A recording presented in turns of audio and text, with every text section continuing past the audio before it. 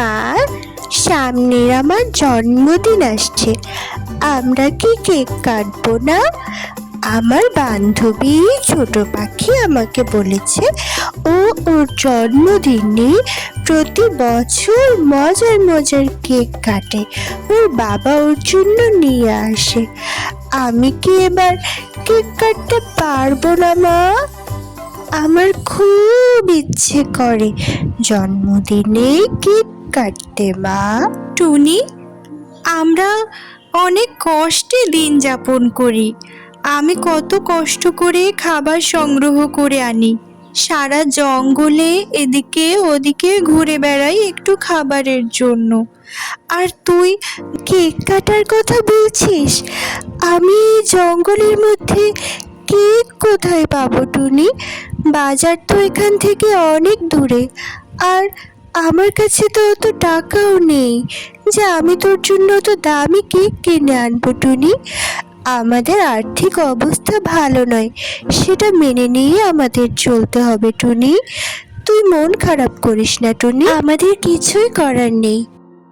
টুনি মন খারাপ করে তার বান্ধবী ছোট পাখির সাথে দেখা করতে গেল। বন্ধুরা, সে ছোট পাখিকে তার মনের দুঃখের কথা সব খুলে বলল। বন্ধুরা, তোমার জন্মদিনে তুমি কেক কাটতে পারবে টুনি, অনেক মজা হবে।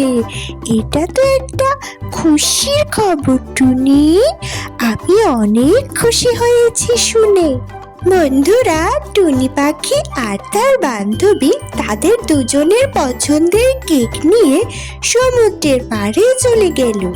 তারা সমুদ্রের পাড়ে বসে তাদের পছন্দের কেক কেটে জন্মদিন পালন করবে। বন্ধুরা, টুনি পাখি আর তার বান্ধবী ভীষণ খুশি বন্ধুরা, যে তারা তাদের পছন্দের কেক নিয়ে আসতে পেরেছে। টুনি, আমার অনেক খুশি লাগছে যে তুমি এই কেক দুটো নিয়ে আসতে পেরেছো। তোমার জন্মদিনটা অনেক খুশির, আনন্দের আর স্মরণীয় হয়ে থাকবে। আমি অনেক খুশি ছোট পাখি যে এই কেক দুটি দিয়ে জন্মদিন পালন করতে পারছি। তোমাকে অনেক ধন্যবাদ ছোট পাখি, বন্ধু হয়ে এভাবে বন্ধুর পাশে থাকার জন্য। ছোট পাখি বন্ধুরা, লাইক করো, সাবস্ক্রাইব করো। তোমরা সবাই ভালো থেকো। Tata, bye bye.